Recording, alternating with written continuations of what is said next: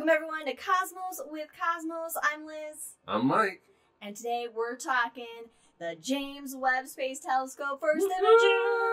It's First here, it's pictures. arrived, it's working, it's great, it's beautiful, it's majestic, it's awe-inspiring. And we're going to get into... And every other adjective that you want to include. We're going to get into those pictures. For those listening on the audio version of the podcast, you're not going to see shit.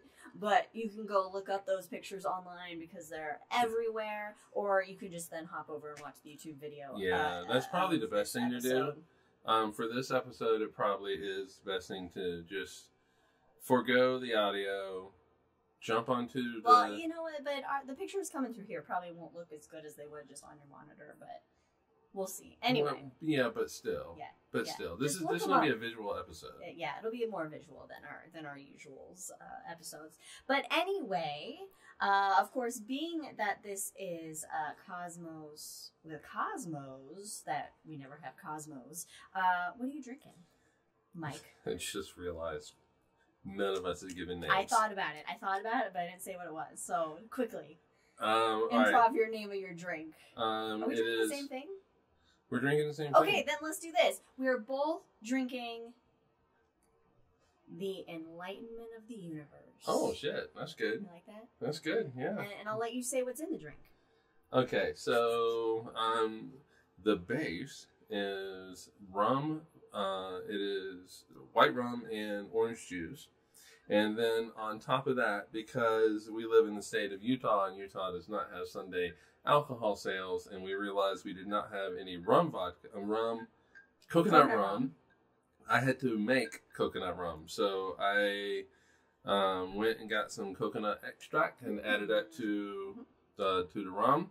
And you pour that on top lightly so that it sits, and then you pour cranberry juice.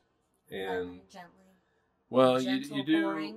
The cranberry juice does tend to sit on top, but you can use a straw to actually push it down, and it infuses the coconut rum into the orange juice and gives it sort of a nebulosity look. Which is what we're going for. Cool. So we're going to be drinking those in honor of James Webb and the beautiful images that have come out. In particular, one with the Carina Nebula. Yes. But first, of course, follow us on all the things at Drinking Cosmos on Twitter, Cosmos with Cosmos, everywhere else. Follow us on Spotify, Google Podcasts, Apple Podcasts, YouTube, wherever you get your medias that you like to consume into your face and eyeballs. And of course, check out some links in the description of all our video and episodes. Check out Ron Proctor's YouTube page where he does some cool shit. And of course, buy some fantastic art by the talented Katie Davison, Wildixia, Wildixia on Etsy. Beautiful, cool artwork she does. And of course, check out episodes of The Shot on our YouTube channel and on our podcast platforms that come out every other Wednesday. Just little bite-sized, shot-sized morsels of nuggety science. Astronomy stories. Yeah. Yeah, Jack. Oh God, coconut water. Ugh.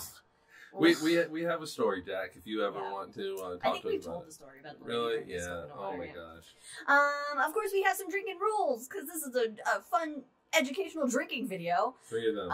Puppy barks, any dog barking, any Star Wars references, and any Lord of the Rings references. Take a drink. Let's go to where it's cold. Space!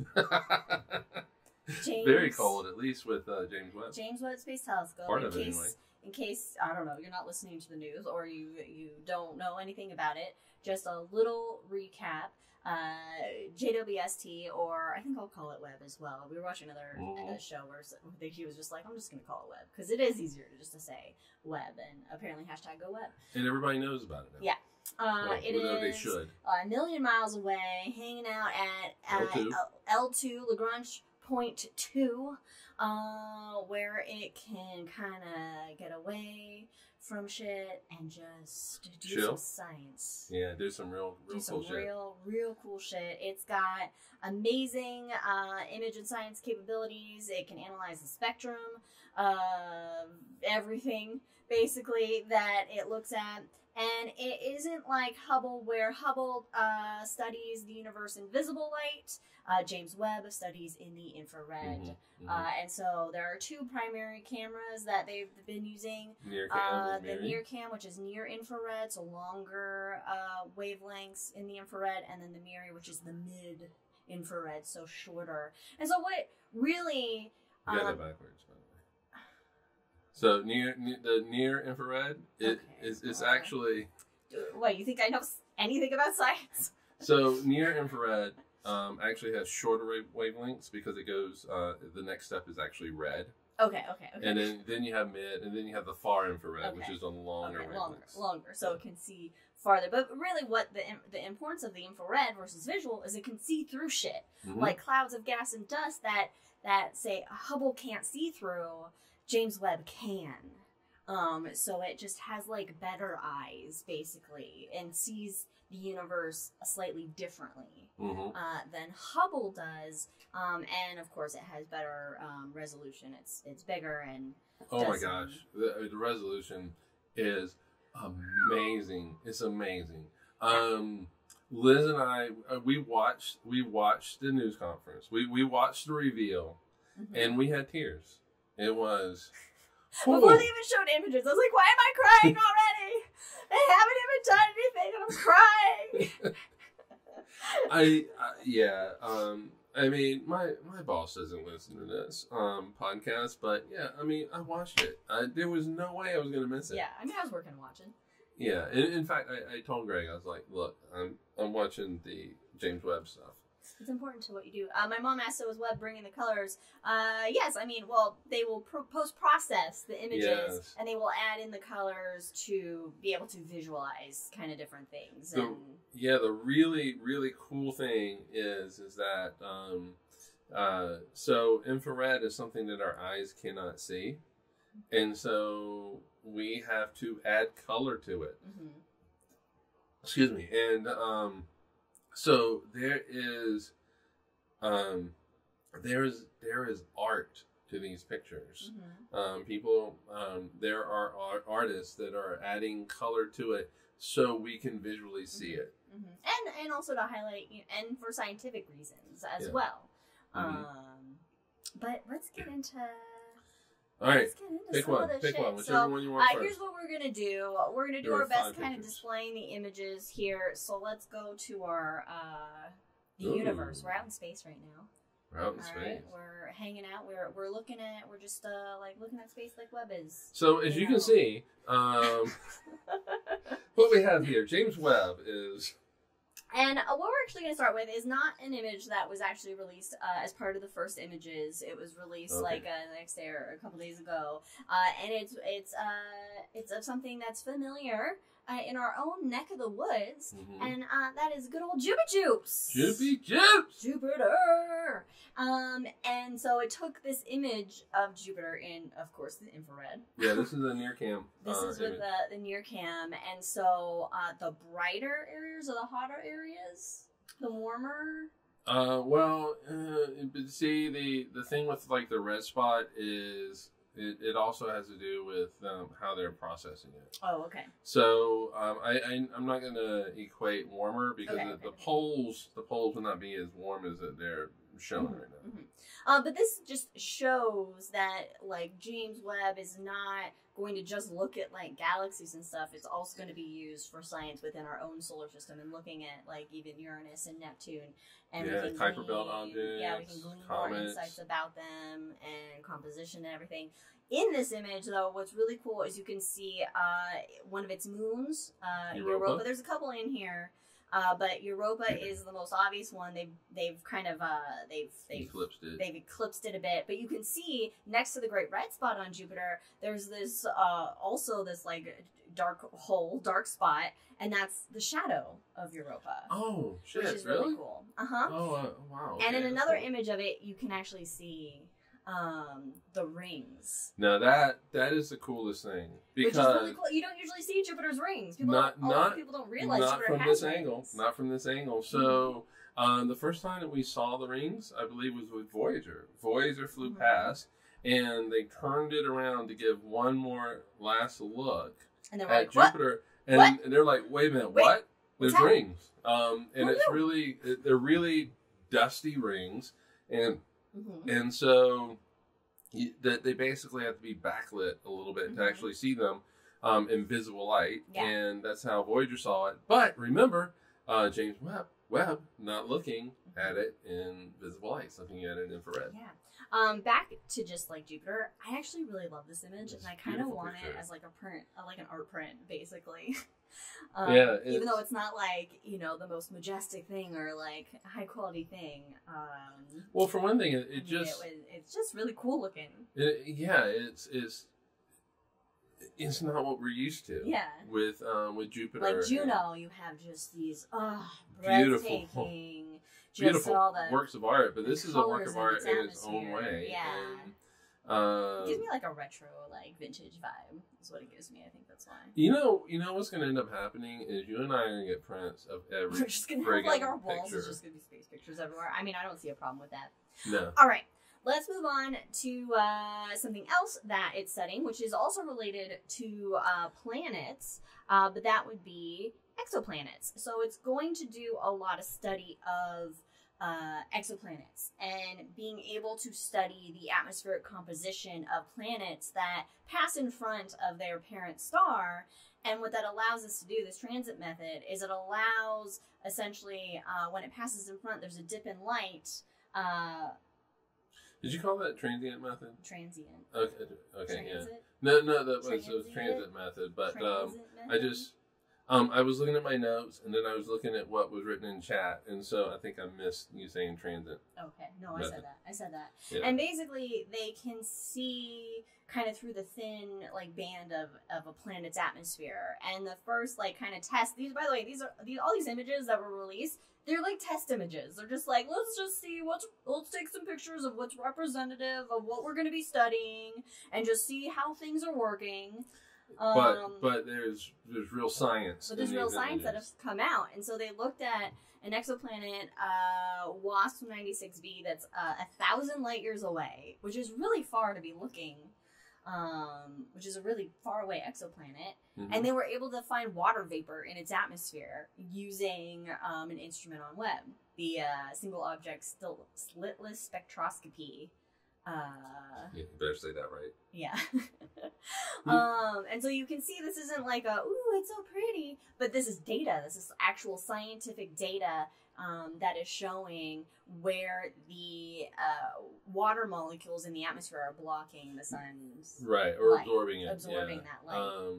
Now, before you get excited and you see all this water that's in this atmosphere, this is a planet that is about 20% larger than Jupiter, so it's 1.2 times the size of Jupiter. It's bigger than Jupiter and closer to its parent star than Mercury. So it's a hot, big, gassy boy. It's what we call a hot Jupiter. It actually goes around this sun-like star in a matter of just a few days, and so it goes really quick.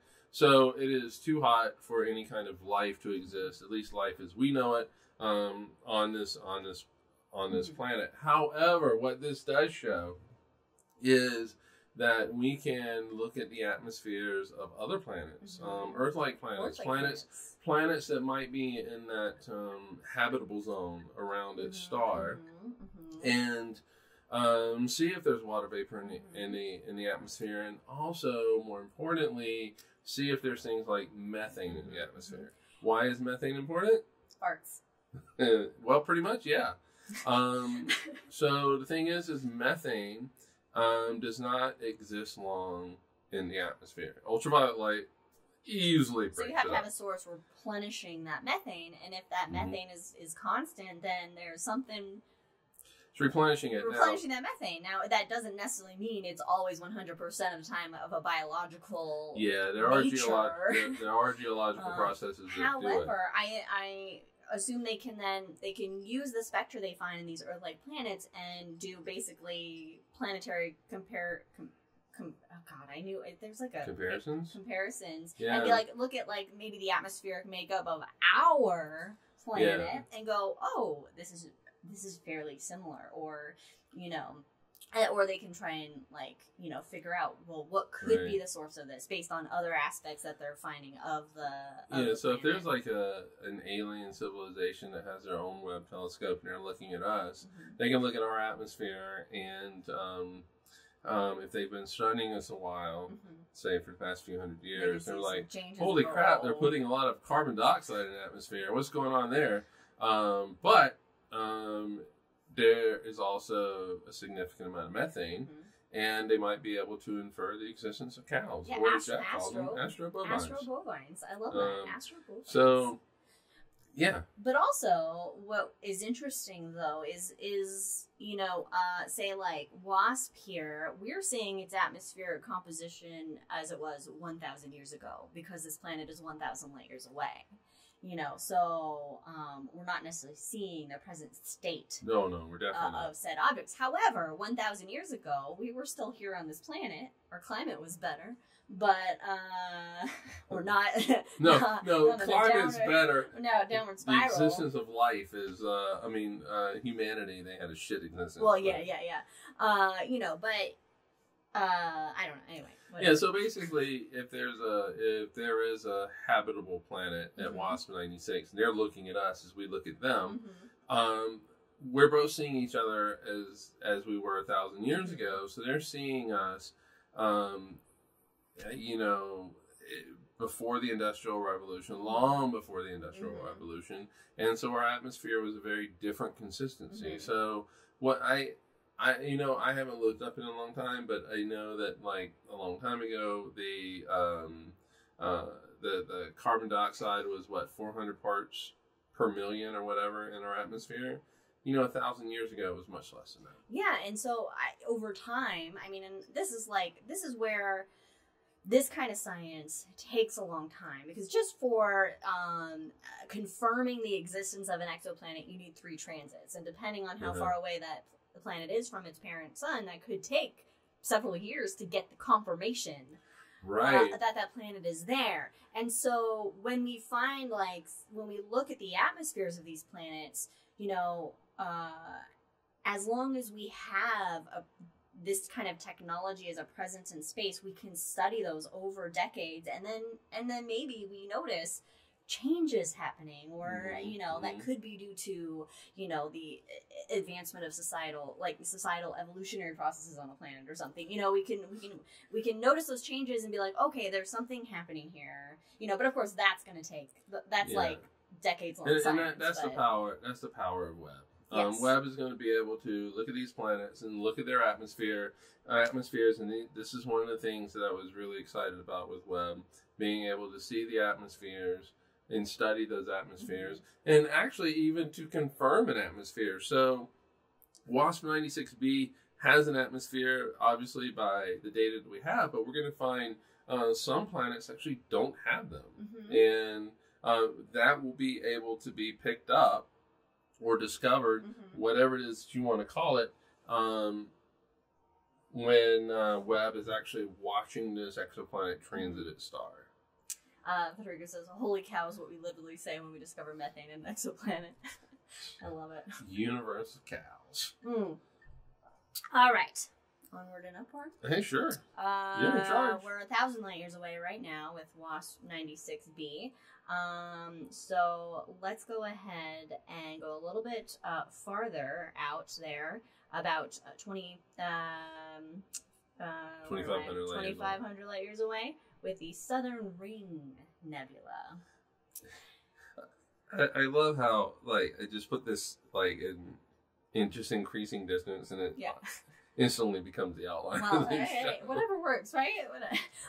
So the Southern Ring, there's also a just ring nebula. That's in the north. Southern Ring is in the southern hemisphere. And this is what's known as a planetary nebula. Nothing to do with planets. Thanks, astronomers. But this is the future of our sun right here. Basically, sun-like stars, when they run out of energy, their cores begin to shrink. They can't hold on to their outer atmospheres, basically their outer layers, and those layers just start to, like, puff off. It expands, and then they just kind of slough off into space. And what remains is essentially the burnt out core. Now it's just kind of radiating away its leftover energy. It's not making new energy. And that is now called a white dwarf, which you can see in the center of this image is the... It's what our sun will become. Basically, this is the future of our sun. That's what I said.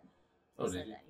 And so with the Webb image here, you can see all these different layers of that material that has been sloughed off over time, poofed out into space, as you will. And we can see all this texture and detail there, and all these elements that are present in this are going to head off out into space, come in contact with other areas of gas and dust, and new stars and planets and moons and asteroids and what astrobovines will eventually come. I'm not changing it. I'm just getting prepared on what I want to. What I really like about what I really like about this is this is going to go on our wall somewhere, but at some point, this is a beautiful image showing you the southern ring.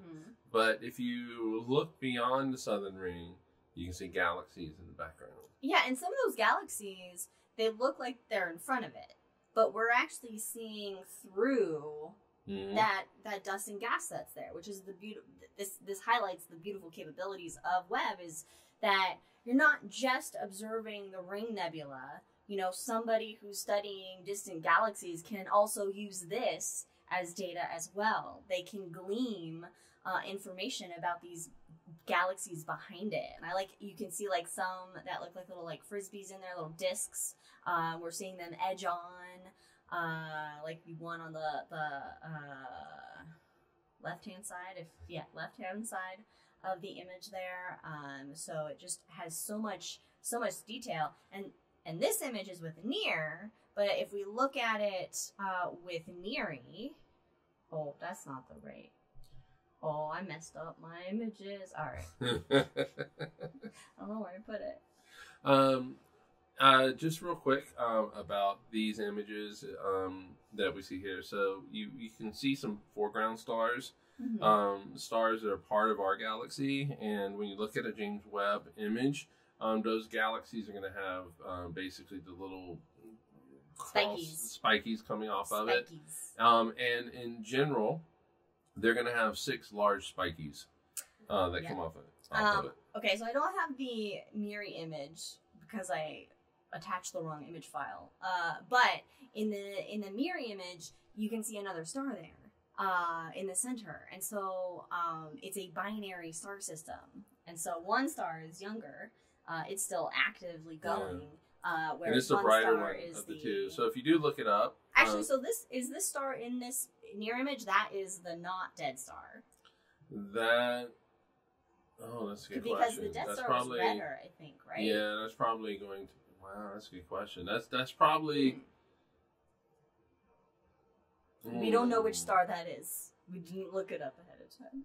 Gosh, I'm gonna. I don't know. I don't want to say the wrong thing. My gut is telling me that is probably the active star, and because how bright it is. How bright it is, but also I think the white dwarf's a little bit to the left. But I'm not sure. Chat, you can look it up, Google it, and let us know. It's too bad we don't have that other picture. That picture is beautiful, and you should look it up, and you can actually see stars, more distant stars. You can see it in the dust, and it's because these different wavelengths show us different things about the universe. We're able to see through dust a little bit more. Okay, actually, you know what? Let me do it this way. Yeah, I'm just gonna bear with me here. We're all bearing. All right, cool. Then let's do this. There we go. All right. All right. So now you can see the 2 stars that are in the center. That's hard to say. That's hard to say whether that's I'm trying to look at the filaments and stuff. But anyway, so on the picture on the right, it shows you the where you can see the 2 stars. The bluer material. On the right is actually hotter material. And so, and this is just an incredible freaking image.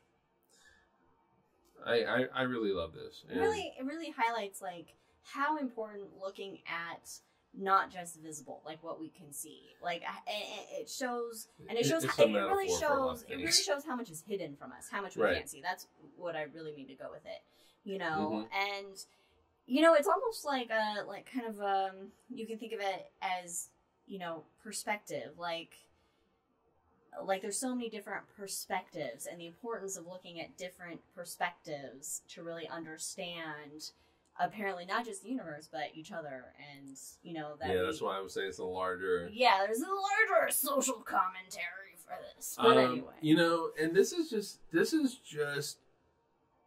near infrared and mid-infrared. I couldn't think of mid.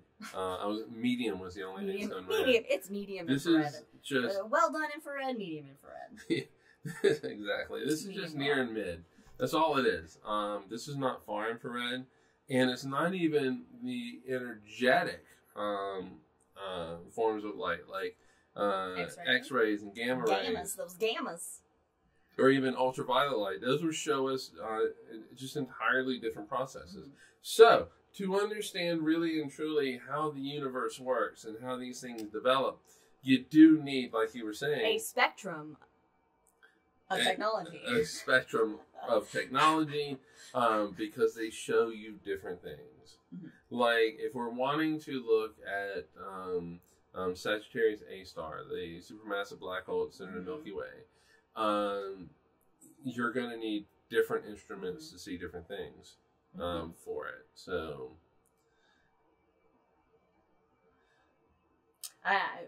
Jack says the wee little galaxy that was not blocked by the right was actually behind gas. Yeah, a lot of this stuff is hidden from us. It's we can't see through the gas and dust, and so we're seeing features in these objects that we've never seen before. And we have a good example of that coming up later. But next, we're gonna step out. Oh no, actually no, it's coming up next. Just kidding. I forgot we were going in order. And you can do whatever you want. I know, I can. But let's go 7,600 light years away. Are we gonna do smacks? Is that what we're gonna do? Smacks? We're gonna do smacks now? Oh, is that? Did I smack? Oh, okay. No. No, we're gonna go 7,600 light years away to now, when the Hubble image of this nebulae came out, we were like, oh my god, yeah. It's amazing. But now this comes out, and we're like, holy fuck, Webb! God damn! This is gorgeous.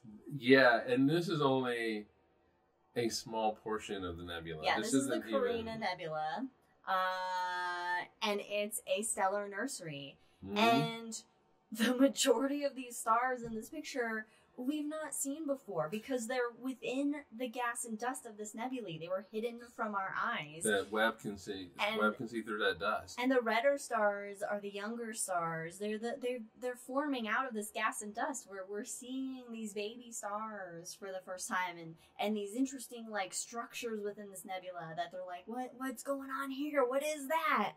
Like, there's just so much to and there's so much to it. So basically, just to talk about what's going on in this picture. All right. So at the top, you have this blue nebulosity. You have some stars in it. These stars are just bombarding the nebula in the bottom half of the image with ultraviolet light, and you can actually kind of see that boundary here. And what do they call this thing? What do they call it? Oh, I didn't write it down.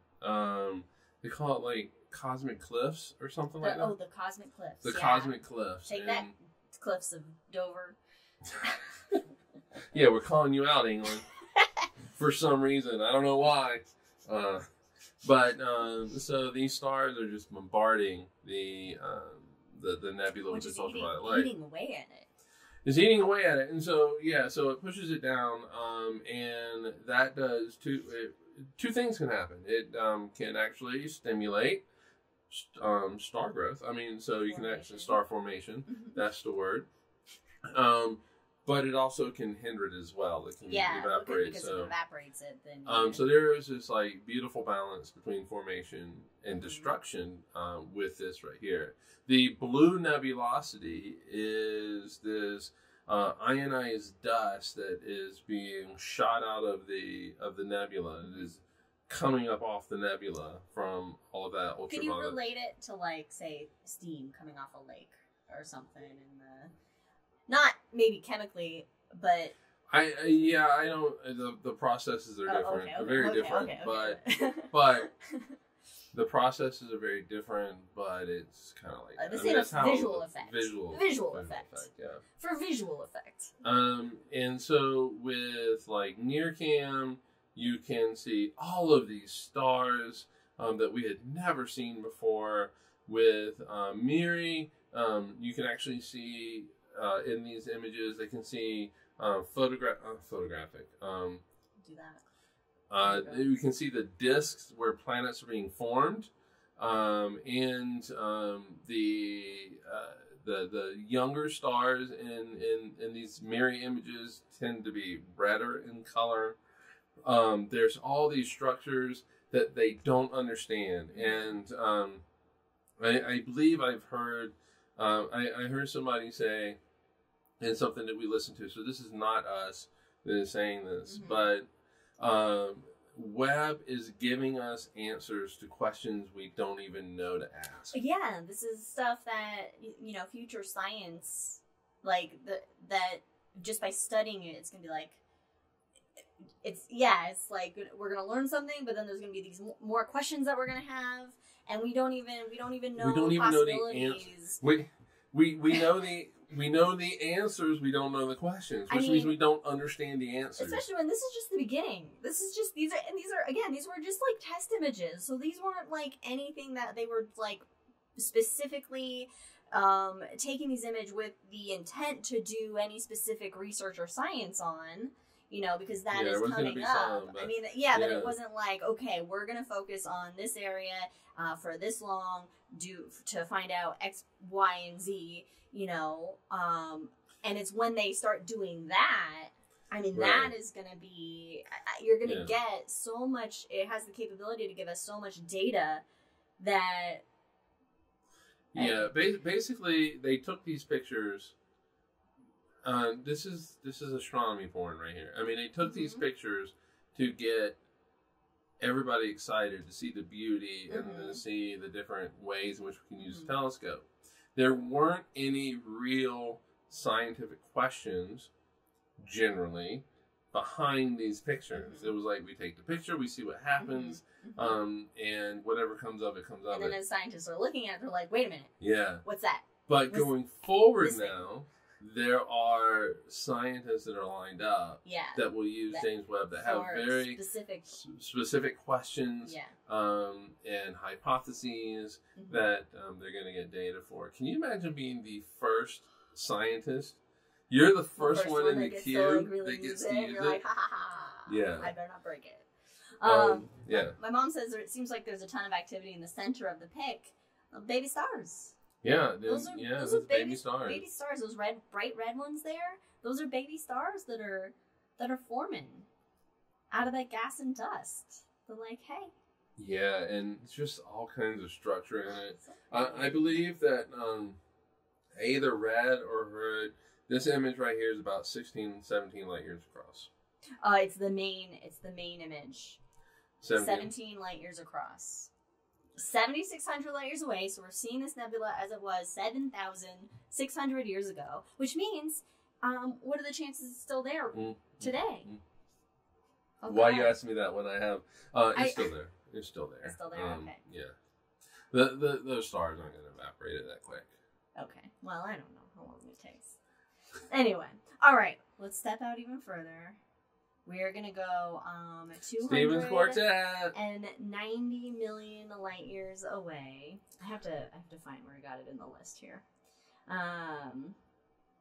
Cool. There it is. All right. So, bonus Cosmos with Cosmos points. You don't win anything. If you can tell me where this was seen in pop culture? Put it in chat if you know where it was seen. We'll come back to it in a little bit. But here we have 5 galaxies, but it's it's in the notes, but don't read it out loud. Oh. So here we have actually it's 5 galaxies. We have 4 that are on the right side of this image, which is actually Stephen's quartet. Okay. Quintet. Is it quintet? It's quintet. Okay. It's supposed to be quintet. Oh, yeah, it is quintet. It is quintet. But these 4 are actually in the cluster together. In the cluster together. The one on the left-hand side, where you can see all the stars, is closer to us, but it's also not part of those other 4. Right. And those other 4 are in the process of what? Well, they're not cannibalizing, they're merging. Right, but still, they're colliding. They're colliding. It's a galactic collision. It is. Well, because my favorite space term is galactic cannibalism. Right. So I thought that's what you were. But I was well, no, but you know the thing is, though, is they are going to cannibalize each other. In the end, ultimately. Yeah. So this basically what you're watching is a very slow motion train wreck. It's gorgeous, though. This is why we stop for wrecks on the side of it. Yeah, but this is more beautiful without any kind of potential death and destruction. Yeah, well. So basically, the middle 2 are in the process of actually merging right now. Yeah. They actually are combining. Yeah. In the act of it, but the other 2, the top and bottom, are going to be slowly coming in. And you can see the debris from the collision as that red kind of swath of jaggedy gas around it. It's just like this debris field from this merger that's happening. But you know what was really cool about some of this debris is it's star formation. Yeah. So from this incredible collision. And from this incredible collision, you get star formation. So it would be like 2 trains running into each other, and in this collision, you get another train car that gets produced. And so it's an amazing thing. It's a slow wreck. Very slow. But you know what? We're talking this is our future, though. Billions of years. Yeah, oh yeah, yeah. It's yes. It's 2 weeks. It just takes 2 weeks. This is our future with Andromeda. We're heading right for each other, and we're gonna eventually start this dance in about 3 billion years or something. A few billion years, yeah. And so the Milky Way will collide with the Andromeda Galaxy. And what is amazing in this, I have always found this amazing. Let's just pretend like each one of these has 200 billion stars in it. So you have 4 galaxies. 4 times 200 billion is 800 billion stars collectively in all the galaxies. As these galaxies collide, as they merge, only a handful of stars will actually collide with each other. And we're talking probably, in this particular case, less than 100. Wow. I have space. Out of 800 billion stars. And it's because stars seem so large to us because we are so small compared to them, but they really are tiny compared to the distances that separate them. So they really just pass by each other. So when I was in a planetarium, I would, in the process of telling people this, I would say, okay, let's just pretend like we have one person on one side of this 60-foot dome and another person on the other side, and they have one handful of marbles, and they roll them at each other. Most of those marbles are just gonna go right past each other, like ships in the night. Yeah. You might have 1 or 2 that hit each other. You might have 2 or 4. I mean, it doesn't happen in singles. It happens in pairs. But most of them, most of the time, are gonna miss each other. Yeah, which is really.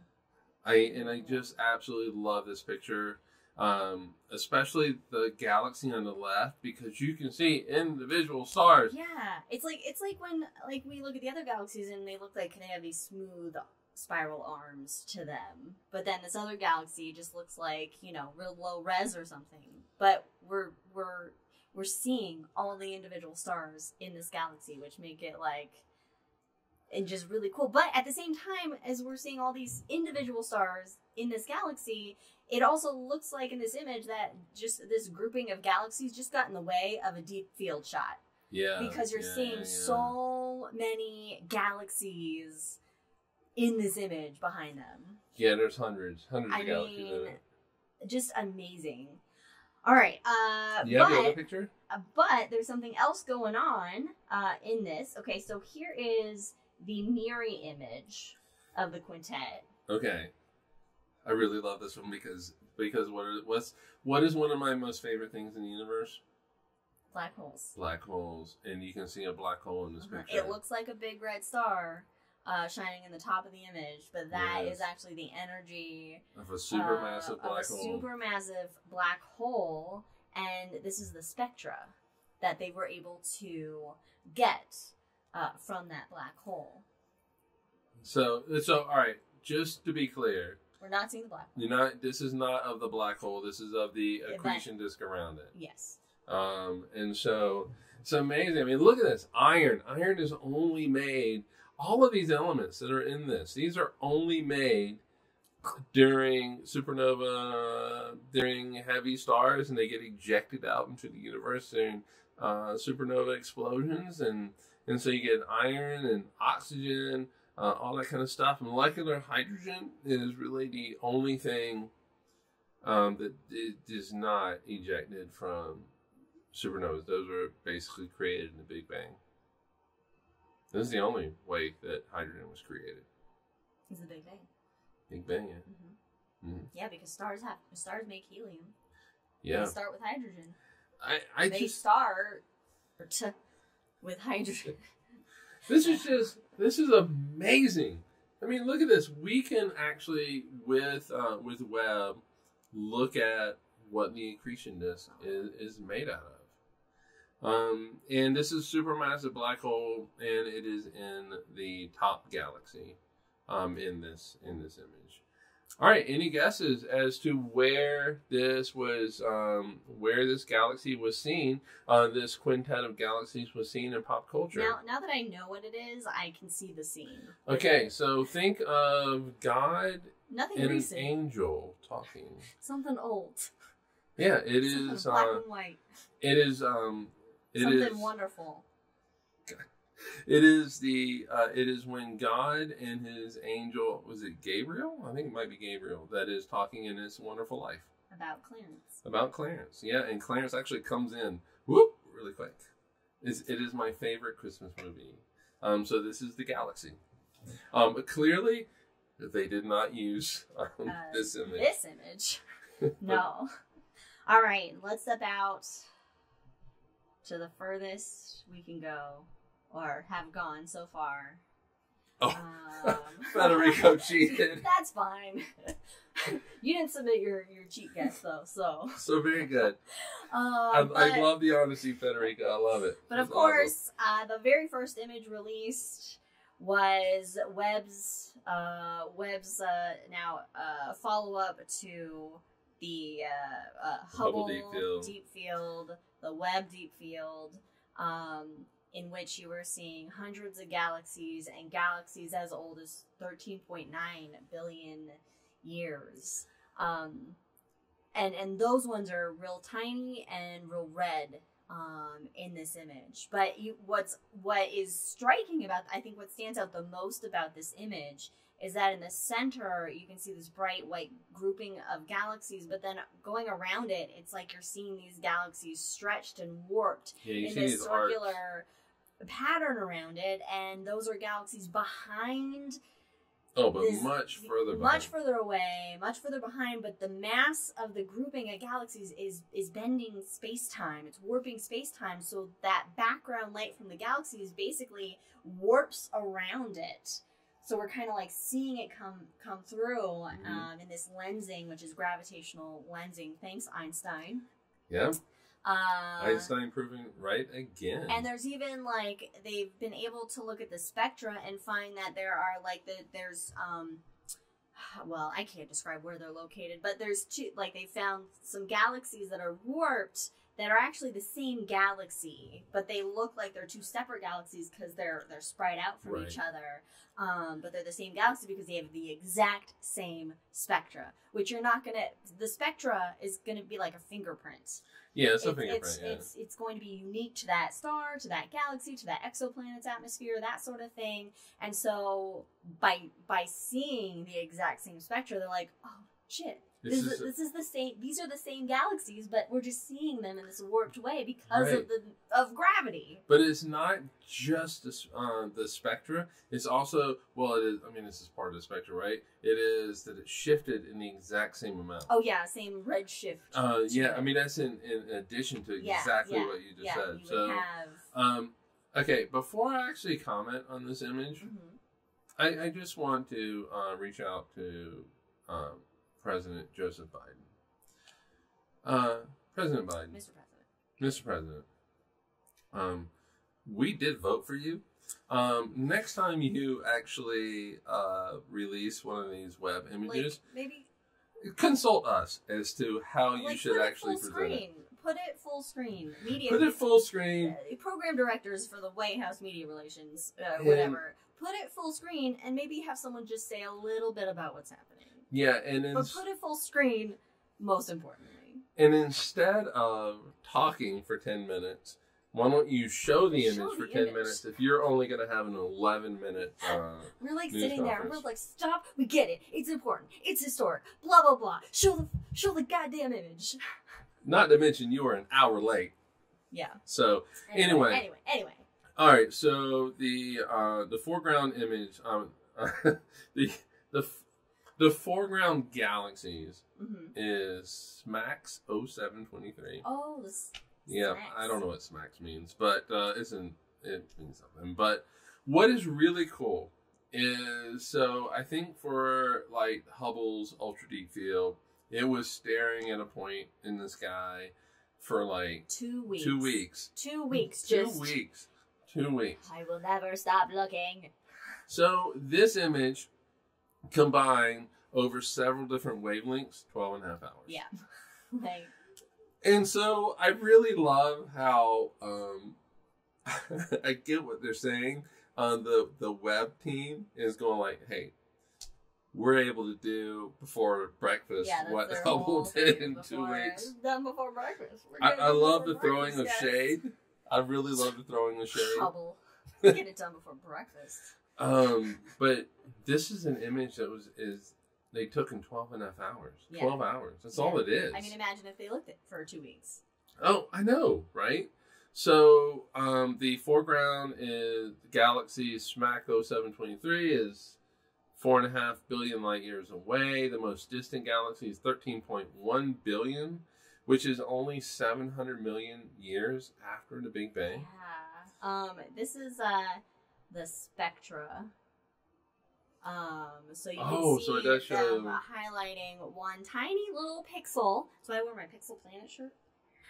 One tiny little pixel, which is an entire galaxy, 13.1 billion years old. It's 13.1 billion light years away, and we can see what's in its atmosphere. What is, or not its atmosphere? It's not a planet. But what's in it? Oxygen, hydrogen, neon. I mean, yeah, and 700 million years after the Big Bang, you expect to see a lot of hydrogen.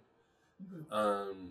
But what's really interesting in this is the strong showing of oxygen. Mm-hmm. We need oxygen. If there's oxygen, I'm surprised they didn't show it, but there's probably carbon, quite a bit of carbon that's in this as well.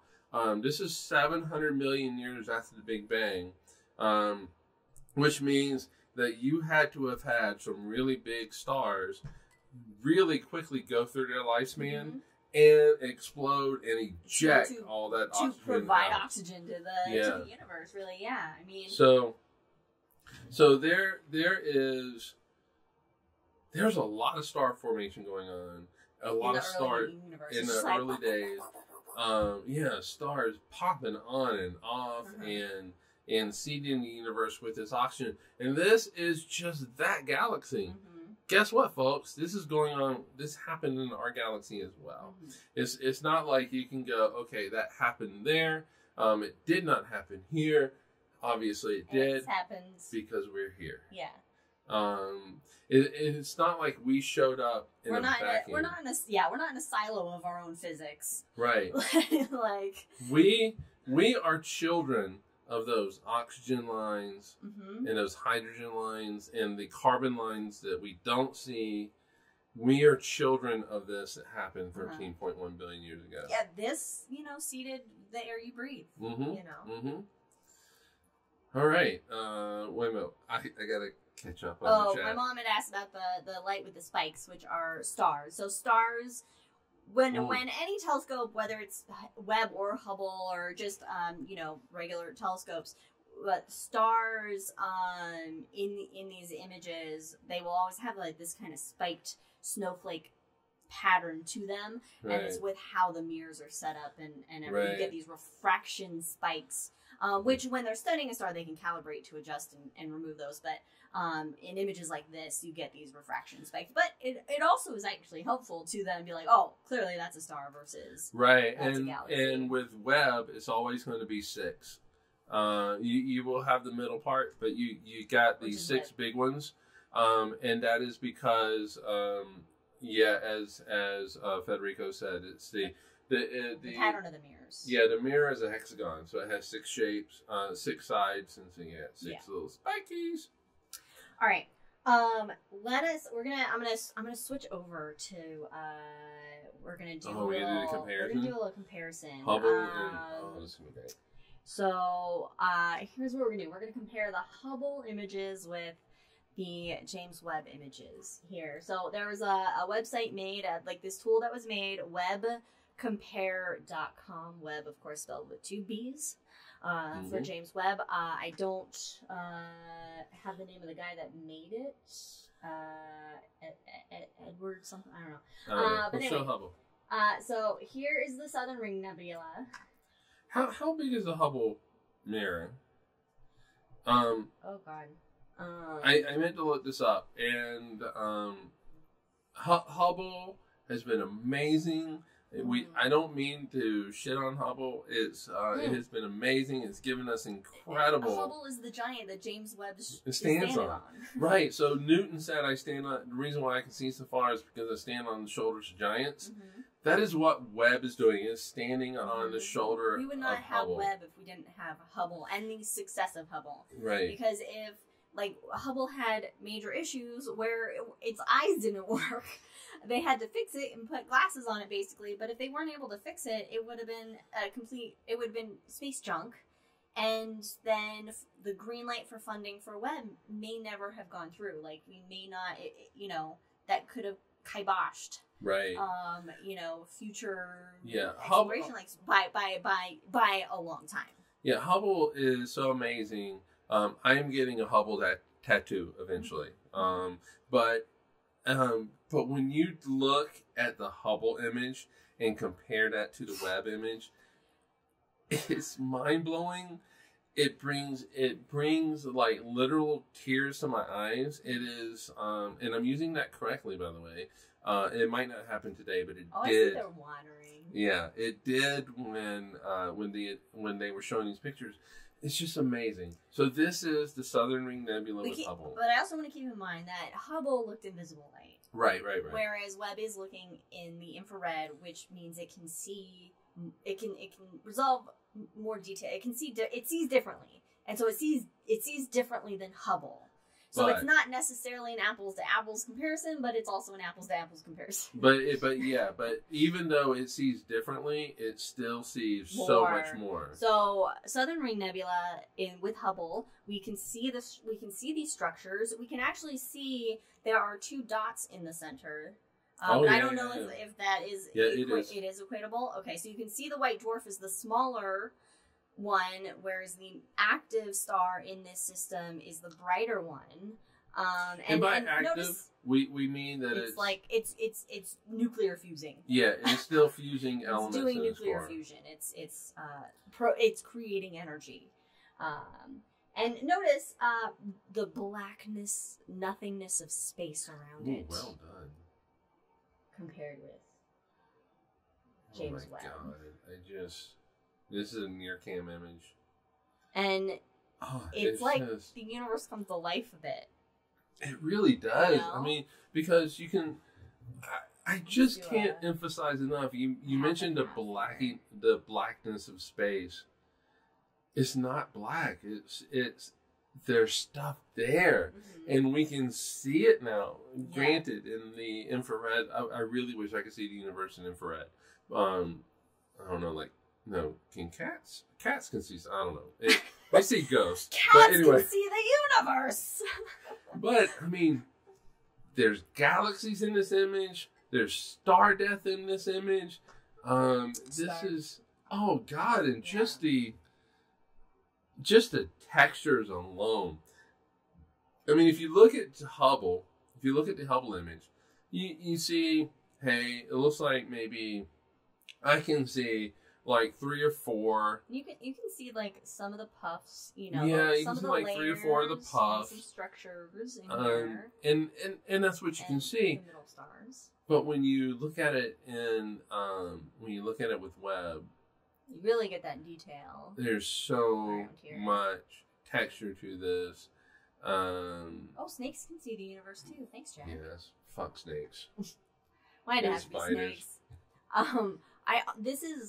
This galaxy is one I was referencing earlier, where you could see it like edge on in the background, behind this nebula, through this gas and dust, and it just reminds me of the Sombrero Galaxy, because we see the Sombrero head edge on like that, and so I just can't emphasize enough how much Webb's going to change our view of the universe. Ready to move on? Yeah, always.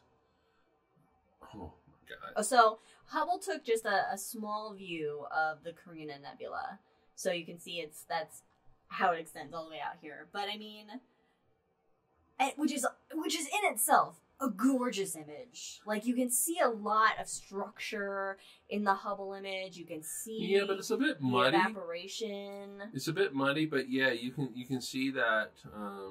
Like you said, the evaporation. You can see some of the like elements and the structure in it, like you say. But a lot is hidden in here. We're not seeing through these darker areas of gas and dust that are here. But look, there's stars that we can see. All these stars, all these pinpricks of light that just really resolve themselves. Yeah, and even in the infrared, there's so much more structure to it. Even like in the blue part. All right, that's what I mean. In the blue part, you still above the actual nebula itself, you actually see more structure. All I can say, these are fucking amazing. And we again recommend everybody to go and download the like highest resolution images, versions of these, and like you can zoom in and just like get lost in space, basically. Which I have to admit, as soon as they put them up, I did. I tried to download the super high res ones to put in for the podcast, but OBS couldn't. OBS was like, no, I'm gonna shut down now because I can't handle the size of these images. And I was like, all right. Let's go to Smacks. All right, so Hubs. Hubs is. I mean, look, you can see some gravitational lensing. Yeah, you can see a little bit of arcing. You know, see. And by the way, the foreground galaxies look a little bit more orangish in this image. So just keep that in mind. But but look how it explodes with galaxies, and those arcs become even more prominent with the Webb image. So I love these arcs. I love them. All right, so I am a gravity fan. I'm an Einstein fan. You're a fan of gravity? I'm a fan of gravity. It holds you down? Yeah, I like how it holds me down. It's like that shackle in Elden Ring. It just holds me down. So are we gonna have to add a new Elden Ring? We're gonna have to add it. So we're obsessed with Elden Ring, and we play it like daily. Liz will come upstairs. get on our other Xbox. Yeah, because God forbid Xbox allows you to play together. And we have our headphones on, and we're just, hey, let's go kill some things in Elden Ring. But anyway, I just love the arcs. Yeah, that's my favorite. My favorite feature is the gravitational lensing. It's just so cool. It really is. How gravity works. I mean, when you think of like lenses, you think of pieces of glass. You don't think, typically most people don't think that gravity can act the same way.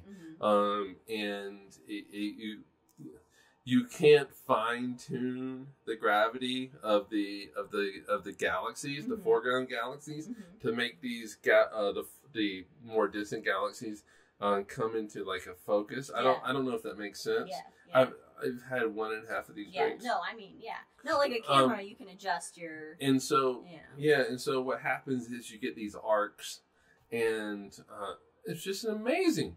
Like I really like this one here. This little smear of a galaxy. Gonna say, this is like one of my favorite little smears. I was gonna say, because you can see the galaxy in that smear. Yeah, you can see it. Okay, here's the central bulge. Here's a spiral arm. You've got another spiral arm. Like you can actually see the structure of it, but it's just like fucking been like stretched Armstronged. Yeah. You know? Is that too old of a reference? No, I get it. Okay. I get it. I always wanted one. Gumby's another good one. That is what, no pun intended, or maybe. Always pun intended. What household do you think this is? That was the arc that I gravitated to.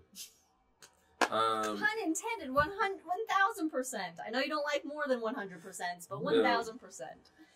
That was the first thing I noticed, and I noticed immediately how... That was the first thing my eye was drawn to, too. I was like, holy shit, look at that! What's in that galaxy? And you immediately noticed that, oh shit, this is oh god, even in this arc, I can see that it's a galaxy. I mean, like, it just kind of looks like a blah right here. You're like, oh. It's so much brighter, because the mirrors are bigger. Gumby's older than Stretch. Okay. All right. So I went. I'll go more recent. Gumby. But I do remember Stretch Armstrong as like Christmas gifts. I think I wanted one, but I don't think I ever got one. Really, just like Power Wheels. I still hold a grudge against the Power Wheels. I shouldn't. Wait a minute. You hold a grudge against the Power Wheels, or against Power Wheels? I always wanted a Power Wheels. Your parents for not getting you one. Well, I don't really hold a grudge, but I always wanted one. And yesterday not yesterday, but the other day when I was doing the weeds out front, a little girl drove by in her Power Wheels, and I was like, God damn it, I don't know Power Wheels. I know what I'm getting you for your birthday. I can't fit in one now, but I'll try. Anyway, all right. Galaxies. Right, the quartet. Do I want a Barbie car? I guess. All right. Hold on. Yeah, let's do Hubble. Hubs, which amazing not bad. Image. I mean, look, you can see the starbirth. Yeah, you do see. You see starbirth that's happening. You see this like deformation, so this debris field. You see how these two galaxies are currently like really merging together. You can see a little bit of the resolution of stars here, but you see more kind of that smooth dust and gaseousness. I mean, this just looks like a good normal spiral galaxy right here. You see stars, and you can see little pinpricks of distant galaxies. Well, you assume that they're... Well, you assume. You don't know. Yeah, right? Some of these pinpricks, I mean, at this point in the game, you're like, yeah, these are probably pretty much galaxies. But when you expand out to Webb, this is just... Some of these galaxies become a little bit more alive, if that makes... Yeah. But, I mean... Like, look at this galaxy right here, which on the podcast, sorry. It looks like just a little red dot, but then with the Webb image, you can actually see its elongated disk shape. So you can actually go, there we go, that's a spiral galaxy right there. Right. And let's be honest, for galactic astronomers that are interested in galaxies, Webb is really going to holy crap, there's so much that they can explore. Watch this debris, what I am now calling the debris field. Just explode. Just like explode. And I mean, it's just amazing, all the details, especially in the galaxy that is actually not part of the four. Mm-hmm. Just really how you can see the individual stars. Mm-hmm. Let's be clear, this is not the first time that we have seen an individual star in another galaxy. Yeah, oh no. No, I mean... It's just like the breadth of... Right, I mean... Now... Edwin Hubble, the namesake for the Hubble Space Telescope, was doing that 100 years ago. Yeah. But it's just amazing to look at this other galaxy, the closer of these five, mm-hmm. and to see them. But then to also just change instruments on your telescope and see the supermassive black hole. And see something completely new or different or unexpected or... I'm so excited. I really think that every episode now should be James Webb. What did Webb do this week? It's exciting because it just shows like what just the new shit we're gonna learn and see and discover. It just expands that frontier, or at least maybe like what's capable of us exploring that frontier. Right. NASA should have never told us that that deep field image was taken in 12 hours, because now I expect 14 deep fields every week. So many deep fields everywhere. We're drowning in deep fields. What are you doing, NASA? Come on. So, I mean, it's exciting. It really is exciting. I can remember in 1998, 1999, right around there, it was like, wait a minute, what? You discovered dark energy? What? With Hubble? And Webb is going to take us to the next level with all of this. And it's just, put your seatbelts on. Or if you're riding Cannibal at Lagoon here in Salt Lake, we get this reference. Brandon will get it. But you don't get a seatbelt. You just get a lap bar. Hold on. Or my favorite phrase, hold on to your butts. Yeah. So the question is, how often do they think that new images will be posted? I mean, it just depends on... It depends on the scientist. Yeah, when they're using it, how they're using it, So the thing is, generally... They might have a schedule posted online, or they might have something... Yeah, but still... Schedule. Alright, so... In the past, I don't know how Webb has it set up, but in the past is that you would get observatory time, mm-hmm. and then you have access to that data for a year, mm-hmm. and it's embargoed for a year. And so that means that it does not need to be released for a year. Mm-hmm. It doesn't mean that... They're not going to release... Yeah, I mean... we can't answer that question. We don't know. We don't know when they're... I didn't know they were doing the Jupiter picture. Right. I happened to see on Twitter, like, Jupiter references, and then, like, someone said James Webb Jupiter. I was like, what? Where? And I actually went to, like, the James Webb website, or the, like, 3 of them run by different people, and I was like, I couldn't find it until I found it. No, I found it just in, like, some article, and then I was like, oh, shit, that's awesome. Yeah, so it's gonna depend on how the image is made. So it's not like, you have... astronomers have like a 12-hour block, and then you move on to the next astronomer for 12 hours. It's not like that. And so there's going to be time between in which they can get pictures. And they're going to take pictures. Yeah, and they probably will have time where they take pictures for media relations, for publicity, kind of. And that's built in. Stuff. And there's going to be times where something happens, and an astronomer that had time is going to get bumped a little bit. They're going to be pushed back. Right. But, it's going to be a fun ride. I guess just wait and see. We'll keep your eyes on the news and, follow James Webb and on its things.